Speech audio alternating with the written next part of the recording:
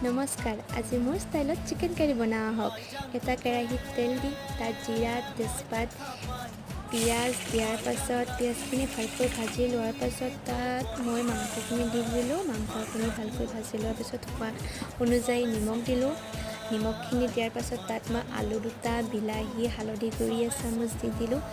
এইখিনি কৰাৰ পাছত এটা খুন্দনাত আদা, নহৰু, জিৰা, জলকীয়া পিচি লৈ মাংসখিনি দি দিলোঁ।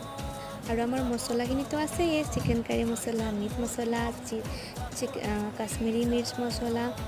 এইখিনি দিয়াৰ পাছত ভালকৈ লৰাই দি তাত মই গৰম পানী ব্যৱহাৰ কৰিলোঁ। ঠাণ্ডা পানীও দিব পাৰি, কিন্তু গৰম পানী দিলে সোৱাদটো অকণমান ভাল হয়, সেইকাৰণে মই গৰম পানী দি দিলোঁ। তাৰপাছত উতল আহিব দি তাত মই বন ধনিয়া দিলোঁ আৰু এতিয়া আমাৰ চিকেন কাৰী খাবলৈ ৰেডি।